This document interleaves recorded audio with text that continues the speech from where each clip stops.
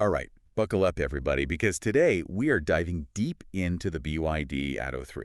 Ooh, interesting. It's a Chinese electric SUV, Okay. making some serious waves, especially over in Europe. Yeah. And we are going to try to figure out if this thing is the real deal Right. or if it's just hype. Gotcha. So to do that, we've got two really cool pieces of intel. Okay. One, a really detailed review Mm. of the car itself, kind of all the specs and the nuts and I bolts. like it. And then we've got this this opinion piece Yeah. by this Italian automotive expert who's clearly like head over heels for this car. Oh, wow. Interesting. So I'm really excited to dig into this and see what we can find. Yeah. I mean, what I think is really interesting here is it's not just about the car, right? Yeah. It's about BYD, this Yeah. Chinese company really trying to break into this market that's Yeah. dominated by these, these big names that we all know. Yeah, so for anyone who's not like an EV fanatic Right. and doesn't know all the players, BYD might be kind of a new name, but they're not new to the tech world, right? No, not at all. Like, tell me a little bit about their background. Yeah, so they actually started out as a battery company. Okay. So the battery that's probably in your phone or in your laptop right now, Oh, wow. probably made by BYD. Interesting. And then they kind of made this really smart move and said, hey, we're making the batteries. Yeah. Why don't we just make the whole car? Right, yeah. So it's a pretty savvy move when you think about it. Yeah, cut up the middleman. Exactly. So, I mean, that's really cool. Yeah. But the question is, can they actually compete? Right. Especially in a market like Europe where, design is so important. Yeah, absolutely. That's a great question. And they're up against, some of these really established brands. For sure. So, yeah, what do you think about that? Like, does the Atto 3 have what it takes?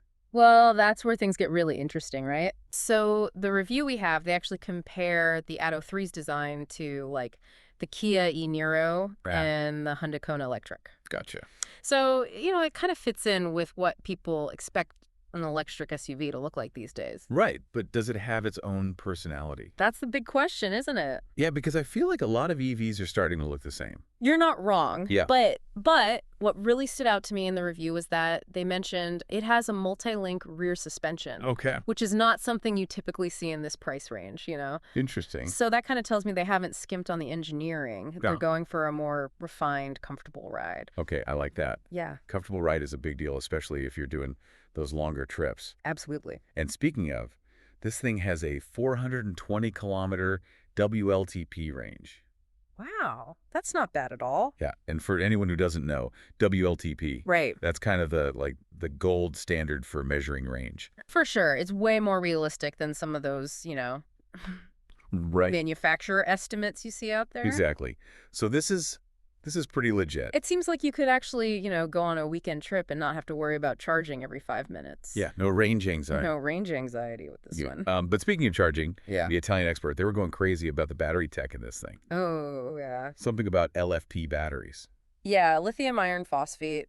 It's a bit of a game changer. Okay. So you see, most EVs, they use NCM batteries. Okay. And those have some, safety concerns. yeah, yeah. Like you've probably heard about those overheating issues. Right. Yeah, those are scary.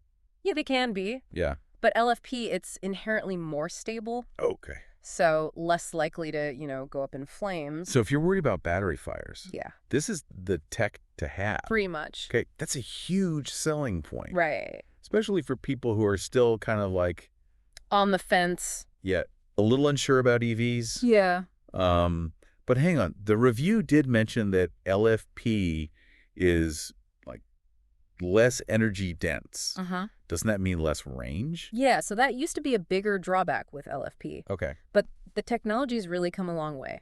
interesting. And that energy density gap is shrinking pretty fast. Okay, so you're getting that safety You advantage got it. without having to sacrifice a ton of range. Exactly.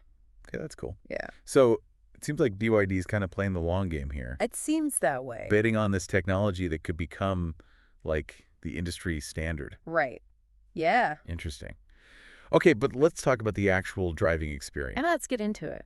Is this thing actually fun to drive? Well, it's got a 204 horsepower motor. Okay. Gets you from 0 to 100 kilometers an hour in 7.3 seconds. Right. So not a speed demon or anything, Right. but, more than enough for everyday driving. Yeah, You can merge onto the highway without any issues. totally. Yeah. And it's front-wheel drive, right? It is. Which, I mean, makes sense to keep the cost down. For sure. It's more practical for most people. Exactly. Not everyone needs all-wheel drive. Yeah, not if you're just like, driving around town. Exactly. All right, so we've got decent range, a super safe battery, Sure. enough power to, get you around. Yep. What about the tech inside? The fun stuff. Is it on par with what we're seeing in like other new EVs? Yeah, so it's got a 12.8-inch central screen. Okay. Seems like that's kind of the command center for everything. Right. Navigation, smartphone integration, all that good stuff. Sure, yeah. But here's where things get interesting. Okay. The review mentioned that the screen actually rotates.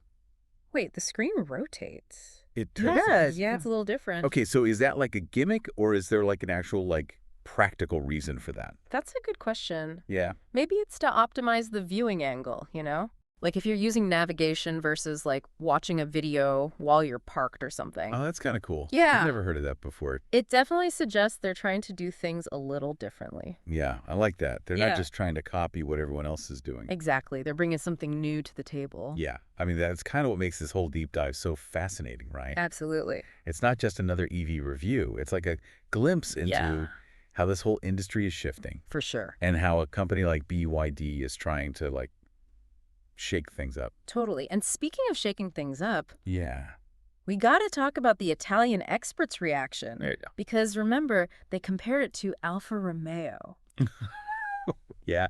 I mean, for an Italian car enthusiast, I know, right? that's almost sacrilegious. Almost. So is it just hype? Right. Or is there Yeah. something about this Atto 3 Yeah. that's making them question everything they thought they knew about Chinese cars? I think that's what we need to find out. Yeah. And I think the answer lies in the details. Okay, well, let's get into those details. Let's do it. I got to say, that Alfa Romeo comparison really got me thinking. I know, right? Like, is this more than just, a well-made car? Right. Is this a sign that, like, the old guard Yeah. of car manufacturing needs to, like, watch out Yeah. for these new players? Totally. It's a really interesting question. Well, and one thing that keeps coming up in all this stuff we're reading Yeah. is the Atto 3's safety features. Right. And it's no surprise that they're going hard on safety. Yeah. I mean, BYD, their whole reputation is built on batteries. Right. And battery safety is like paramount I know, right? in an EV. Huge. So it's not just about, preventing fires. Right. It's also about how that battery pack is integrated Yeah. into the vehicle's structure, Right. to protect passengers in a crash. So are we talking like tank on wheels here? Not quite a tank. But the review does mention that it has good crash test ratings. Right? They point out that they use, high-strength steel Mm. in critical areas, along with like a whole array of airbags Yeah. and electronic stability systems. Got it. So it seems like they're approaching safety from every angle. Yeah, they're not messing around. Yep. Okay, so they're not cutting corners on safety. Mm-hmm.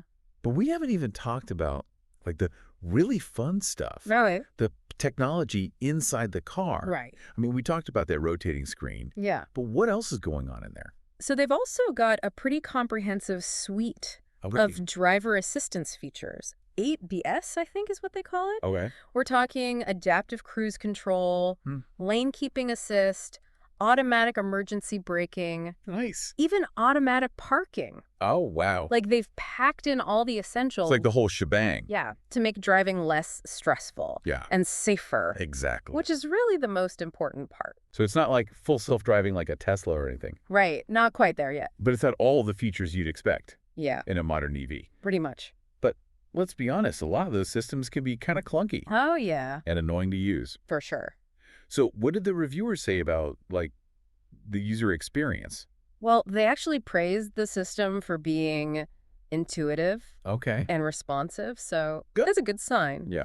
It seems like they've really focused on making these features helpful Right. without being too intrusive Yeah. or complicated. Right, because nobody wants to, like, fight with their car Exactly. to adjust the cruise control. You just want it to work Yeah. seamlessly. Okay, so the Atto 3, it seems to be checking all the boxes, right? It's shaping up pretty well. Range, safety, tech, Yeah. even a quirky rotating screen. Uh-huh. But, like, the elephant in the room here Okay. is that this is a Chinese car. Right. Are European buyers ready to, like, embrace that? I mean, that's a fascinating thing about the Italian experts' reaction, right? Yeah. They're clearly challenging their own preconceived notions Totally. about Chinese cars. Yeah. And I think that speaks to a larger trend Okay. that we're seeing, you know? Yeah. Chinese companies are, like, Yeah. no longer just playing catch up. Right. They're becoming leaders in Yeah. a lot of industries, Totally. including tech Uh-huh. and increasingly automotive. Okay, but is that enough to overcome like What? years of, let's be honest, sometimes deserved Yeah. skepticism about Chinese-made products? That's the real question. Like, will people be willing to put their hard-earned euros down Right. for a car with a BYD badge on it? I mean, that's the million-euro question, right? Yeah. But I think BYD is making a smart play here. Okay. They're not just building a good car. Yeah. They're focusing on technology that addresses some of the biggest concerns people have about EVs. Like what? You know, people are worried about EV fires, Sure. range anxiety, Yeah. environmental impact of battery production. Yeah. LFP technology addresses all of those concerns. Okay, you're talking about the LFP battery again, right? Yeah. What's so, like, revolutionary about it? Think about it. It's inherently safer. Okay. It's becoming more energy dense, Right. and it relies on more readily available materials, which means less dependence Yeah. on, you know, ethically questionable Well. mining practices. So BYD's basically betting that this is, like, Yeah. the future. It seems that way. Not just for their cars, but for the whole EV market. The whole thing. That's a bold move. It is bold. Yeah. But it could be brilliant. Right. Because if LFP does become the industry standard, Yeah. BYD is going to be like perfectly positioned to capitalize on that. Totally. You know, they'll be the ones with the experience, the manufacturing capacity, the reputation for quality. I mean, I'm starting to see the bigger picture here. Yeah. This Atto 3, Yeah. it's not just another electric car. You know, It's a potential, like, disruption it could be. to the entire automotive landscape. Yeah. It's challenging, like, not just the established brands, Right. but the way we think about Exactly. EV technology. It's making us ask, like, Yeah. what if the future of electric mobility isn't being developed in, like, Silicon Valley or Stuttgart, Yeah. but in Shenzhen? Whoa. Okay, that's a big question. It is. It's almost too big to, like, Yeah. wrap our heads around. It's a lot. Yeah. But luckily we have a few more minutes Yeah. to try. I need, like, a minute to process all that. Yeah. The future of electric vehicles might be coming from China. It's a shift. Yeah. It's a big shift. It is. It is. So, like, for someone who's, Yeah. in the market for an EV right now, Right. should they be taking the BYD Atto 3 seriously? I mean, based on everything we've seen, I'd say absolutely. This Rough. isn't some, cheap knockoff. Right. This is a well-engineered car, Yeah. impressive specs, Mm-hmm. focus on safety, Uh-huh. technology that could be ahead of the curve. Yeah. And don't forget, it's priced competitively. Right. Yeah, value for money is always a good thing. Always a good thing. But I still, wonder about the brand perception. Right. Will people actually, like, take a chance on a Chinese brand? Oh, I mean, that's the hurdle they got to overcome, right? Right.